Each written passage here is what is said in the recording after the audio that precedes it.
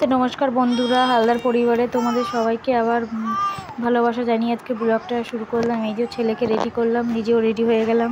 আবার ডাক্তার কাছে যাব। ছেলে যেহেতু আবার একটু ঠান্ডা কাশি কমছেই না, তাই আবারও আর একটা ডাক্তার কাছে যাচ্ছি।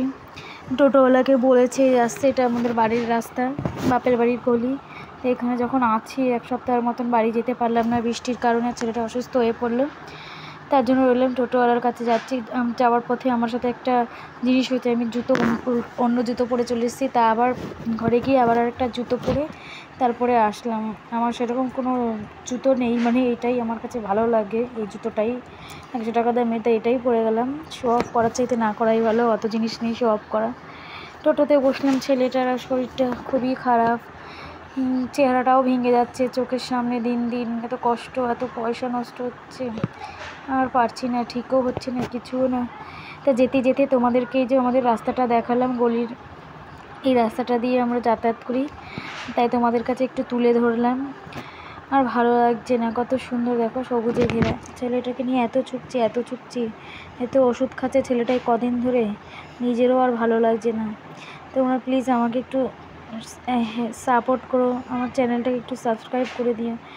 আমার খুব সাবস্ক্রাইবের দরকার এখন, পরিস্থিতি এতটাও আমার ভালো নেই। একটা মন্দির, এই মন্দিরটায় আমরা ছোটোবেলায় আসতাম, ওখানে রাস্তা করছিল পিচ দিয়ে, রাস্তাটা দিয়ে আসছি। ছেলেটা কি ধোয়া গাড়ির মেশিনের, এই মানে রাস্তা ঢালাই করে যেটা দিয়ে সেটা দিয়ে, তা ছেলেটার মুখটা ঢাকা দিয়ে নিয়ে, সেটা আমার বৌদি হয়, বড়ো বৌদি, তাকে নিয়ে গেলাম।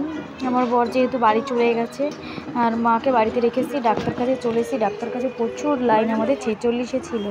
এই ছেলেকে নিয়ে যে বসে আছি, ছেলে আধ ঘন্টার মতো জাগনা ছিল, তারপরে ছেলে কোলের মধ্যেই ঘুমিয়ে পড়ছে। এই 1 ঘন্টার মতন হয়ে গেছে। আমরা গিয়েছি যখন, তখন কত 3:45 বাজে ওরকম। বাড়ি আস্তে আস্তে 5:30 5:45 বেজে গেছে। ছেলেটা কোলেই ততক্ষণ ঘুমিয়েছিল। ডাক্তার কাছে যখন গিয়ে ঢুকেছিলাম তার 5 মিনিট আগে আর উঠেছে। সত্যি আমার খুব কষ্ট হচ্ছিল আজকে ওকে নিয়ে, যেহেতু ডাক্তার কাছে গেলে বাবাই বেশি নেয়, আমি অতটা নিই না।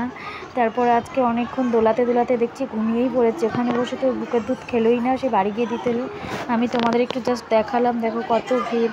আমি ডাক্তার দেখাতে আজকে আমি পুরো ক্লান্ত, মনে কি নিজে কোথাও হারিয়ে ফেলছি। যাই হোক করে ডাক্তারটা দেখালাম, দেখিয়ে ও ওঠেনি, আমি একটু এক হাত দিয়ে ফোনটা ধরলাম। কী যে হয়েছে ছেলেটার বুঝতেই পারছি না, এত ভিড় দেখো। আমি ছুটে আমার নাকুঙ্গর অবস্থা দেখো। একে তো সন্তানের কষ্ট হলে মায়ের কষ্ট, প্রত্যেকটা মায়ের, তার উপরে অনেক দিক দিয়ে অসুবিধা আছে। এই যে ছেলেটাকে নিয়ে যে বাইরে ছুটি হয়ে গেছে, দাঁড়িয়েছি টোটোওয়ালার জন্য। টোটোওয়ালা যেহেতু ভাড়া নিয়ে গেছে, বাড়ি থেকে এসি টোটো করে, তার জন্য দাঁড়িয়ে আছি। টোটো আসলে টোটোর সঙ্গে চলে যাবো। পাশে একটা পুকুর পাড় আছে, খুব সুন্দর লাগে দেখতে, ওখানে আমি দাঁড়িয়েছিলাম। তারপরে সন্ধ্যাবেলা বাড়ি আসলাম। আমি এই যে দাদা একটু চপ নিয়ে আসলে, চপ মুড়ি খেলাম, খুব খিদে পেয়েছে। বুঝতেই তো পারছো, যেহেতু ও বুকের দুধ খায়, ও বাইরের খাবার খেতেই চায় না। খিচুড়ি মিচুড়ি করি কিন্তু ও একদমই খেতে চায় না, তার জন্য আমার সত্যি খুব খিদে পায়, খুব খিদে। তা আমি এই যে চপ মুড়িটা খেয়েছি, রাতে আর কিছু খাবো না বলে, তার জন্য চপ মুড়িটা খেলাম। খেয়ে আমি শুতে চলে যাব। আমার ছেলে যেহেতু 8টার সময়, 8টার মধ্যে ঘুম পেয়ে যায়, তার জন্য নিয়ে শুতে চলে যাবো। তোমরা একটু ঈশ্বরের কাছে প্রার্থনা করো যাতে ঠিক হয়ে যায়।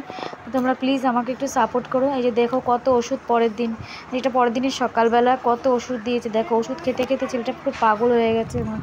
তো বন্ধুরা, আজ ভিডিওটা এই পর্যন্তই। তোমরা যদি ভালো লাগে আমার পাশে থেকো। বাই বাই, কালকে আবার চলে আসছি।